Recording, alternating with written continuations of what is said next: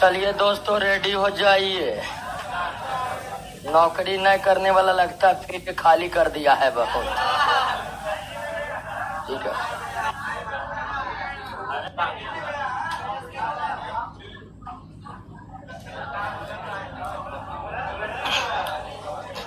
चलिए दोस्तों, सरकार बदल गया है। अब सुनते हैं बहाली ही बहाली होने वाला है।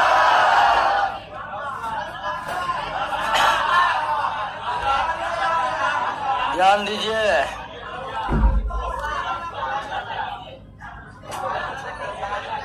लेकिन बहाली आइए जाएगा तो क्या होगा? तैयारी पूरा रहेगा था ना। और ये इकोनॉमी का चौथा चैप्टर आज, ध्यान दीजिए दोस्तों, इकोनॉमी के आज चौथे चैप्टर के प्रश्नों को हम कर रहे हैं।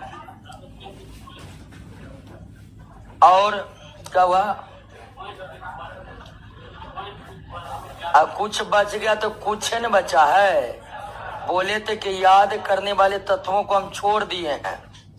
अब बैंक का स्थापना 1944 में हुआ, इसमें हम क्या बताए हैं उसको देख लीजिए। लिखा हुआ है 44 में।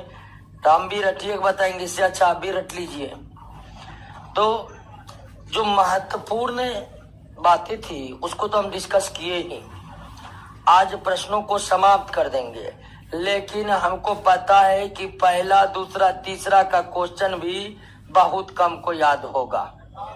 क्या अब पता ये करना है दोस्तों कि किनको याद है। तो सुबह वाले बैच में, इससे पहले वाले बैच में हम देख रहे थे कि किनको याद है।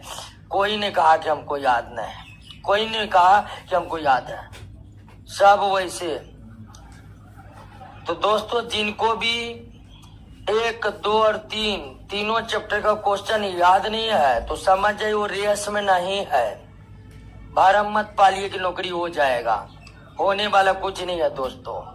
पढ़ाई नहीं समझ रहा है तो अब ये समय पढ़ाई छोड़कर कुछ दूसरा काम करने का। ठीक है, झूठ मूठ का ना याद कर रहे हैं ना घर पर मन लगा कर पढ़ रहे हैं। तो पहला सवाल यही है कि काहे के लिए पढ़ रहे हैं? छोड़ दीजिए पढ़ना। ठीक है, लेकिन जिनको नौकरी करना है तो निश्चित है उसके पास एक ही रास्ता है, याद करने का। और पटना के इतिहास में जितना सिलेबस को हम इजी किए हैं, ठीक है, शायद ही कोई ने किया है। कोई भी किया है तो हमको पता नहीं उसके बारे में। ठीक है, लेकिन इतना इजी सिलेबस नहीं हो सकता है कि हर एक चीज डिस्कस करके आपको बताएं और फिर उस पर आधारित सारे प्रश्नों को आपको क्लास में करवाएं। क्या इससे आसान और सिलेबस हो सकता है? नहीं हो सकता है। और आसान इसलिए करें कि आपके पास केवल एक काम है कि प्रश्नों को बार बार रिवाइज करना, और कोई काम नहीं है। लेकिन रिवाइज तो करना आपको है, घर पर पढ़ना आपको है। ये नोट लेकर कोचिंग लेफ्ट राइट हम कोचिंग जा रहे हैं, इससे रिजल्ट होने वाला नहीं है दोस्तों। ठीक है, नोट खरीद लिए, बैग खरीद लिए, ठीक है, बढ़िया बढ़िया कपड़ा खरीद लिए और कोचिंग लेफ्ट राइट कर रहे हैं, इससे नौकरी नहीं होने वाला है दोस्तों। नौकरी तब होगा जब आप कोचिंग में करवाए गए हर एक प्रश्नों के उत्तर को न सिर्फ याद करें बल्कि उसके उत्तर को हमेशा होंठ पर रखें, तब जाकर आपको नौकरी होगा। और यह बात इसलिए कर रहे हैं दोस्तों, कंपटीशन बहुत टाइट हो गया है। सामान्य ग्रेजुएशन वाले तो छोड़िए, बीटेक वालों का भरमार है, बीटेक वालों का भरमार है। ठीक है, अब वो सब दिन रात एक कर देता है। सामान्य ग्रेजुएशन वाला जा रहा है गांधी घाट घूमने के लिए, अब बीटेक वाला सबको देखते हैं रट रहा है अंदर में बैठकर। तो दोस्तों, अब कंपटीशन बहुत ज्यादा टाइट हो गया है। कहने का मतलब हर तरह के स्टूडेंट को अब चाहिए सरकारी नौकरी, लेकिन होगा कैसे? केवल एक रास्ता है, याद करिए। दूसरा कोई रास्ता नहीं है, दूसरा कोई रास्ता नहीं है। अब बहुत है, परीक्षा होगा, फॉर्म भरेगा, उसके बाद पतला किताब लाएगा, यूनिक गाइड, सफलता की 100% गारंटी। वो वाला किताब लाएगा और कहेगा सेट मार रहे हैं, सेट मार लेगा, उसमें 70-80 आ जाएगा और खुश से एकदम पूरा कब में नौकरी हो ही गया।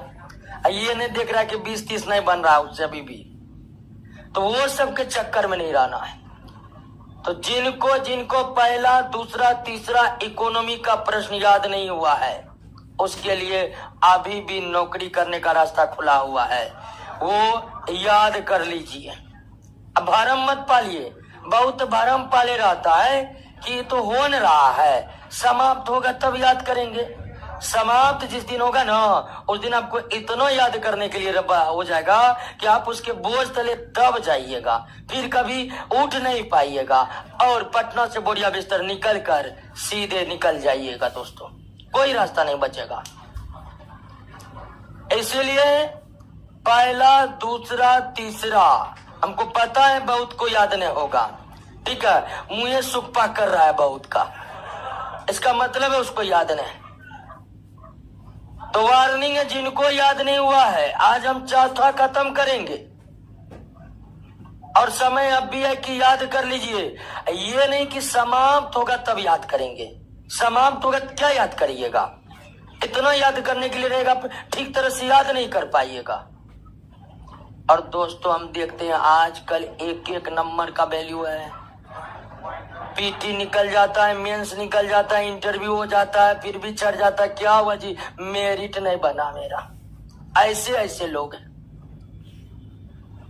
तो कंपटीशन अंतिम छोर तक है, अंतिम छोर तक कंपटीशन कौन लड़ेगा, जो हमारे नोट का सारा क्वेश्चन याद करेगा।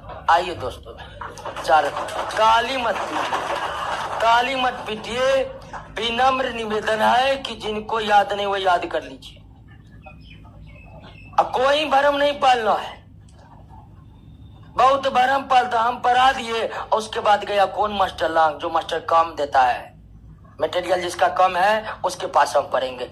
ऐसा भी स्टूडेंट है, जैसे हम मेरे नोट में 200-250 क्वेश्चन है तो उस मास्टर को खोजेगा जिसके नोट में 50 क्वेश्चन है, वहां जाके फिर से पक देगा, ठीक है। और झूठ मूठ कर अलबलाते रहेगा, बिट्टू जा पागल हो गया, इतना पढ़ाने का है, इतना पढ़ाने का है दोस्तों। कोई ज्यादा नहीं पढ़ाते हम, न कम पढ़ाते न ज्यादा पढ़ाते हैं, बस सिलेबस जो है उसको पूरा पढ़ा देते हैं। और नौकरी 100% करना है तो क्या पूछता है परीक्षा में, इसको नहीं देखना है, क्या सिलेबस है परीक्षा को, इसको देखना है। पूरा सिलेबस क्लियर रहेगा, जो पूछेगा बोर्ड उसी का जवाब दे देना है, पूरा जवाब दे देना है। फिर दोस्तों आपके पास टॉप करने के अलावा कोई विकल्प नहीं रहेगा, ठीक है। आइए दोस्तों चौथा नंबर प्रश्नों पर। निम्नलिखित में, अब देखिए इकोनॉमी का क्वेश्चन बहुत भारी भारी लगा होगा आपको दोस्तों। तो नॉर्मल जो छोटे छोटे मतलब बोर्ड के एग्जाम होते हैं, एसएससी का एग्जाम हुआ, चाहे सेंट्रल एसएससी की बात कर ले, बिहार एसएससी की बात कर ले, +2 लेवल का जो भी एग्जाम होते हैं, उसमें इकोनॉमिक क्वेश्चन प्रायः बहुत कम होते हैं, 2 से 3 होते हैं या कभी होते भी नहीं है। तो वैसे प्रश्नों को बनाने में आपको कोई दिक्कत नहीं होगा, जितना समझा दिए हैं। ये सब प्रश्न जो है ना आपको पीसीएस एग्जाम में पूछे हुए हैं, जैसे यूपी पीसीएस में, झारखंड पीसीएस में, उन सब प्रश्नों को पूछे हुए हैं। तो अब क्वेश्चन बैंक में जो इकोनॉमी का क्वेश्चन लिए हैं, तो अब जो जो एग्जाम इकोनॉमी का क्वेश्चन पूछा वो प्रश्न आपके सामने में है। और इकोनॉमी का क्वेश्चन प्रायः पीसीएस एग्जाम ही पूछता है। नॉर्मली जो +2 लेवल वाला कोई भी एग्जाम है, कोई भी बोर्ड ले रहा है, वो इकोनॉमी का क्वेश्चन बहुत कम पूछता है, या जो भी क्वेश्चन पूछता है बड़ी आसान होते हैं, वो आसान से बन जाते हैं, या कभी कभी ऐसा होता है किसी से बनते नहीं है, हमसे भी नहीं बनते। तो आप इन सब प्रश्नों से डरिएगा नहीं, क्योंकि इन सब प्रश्नों को 1 मिनट में चुटकी में खलास करेंगे। कैसे, देखते रहिए आप। कारण निम्नलिखित में कौन से मामले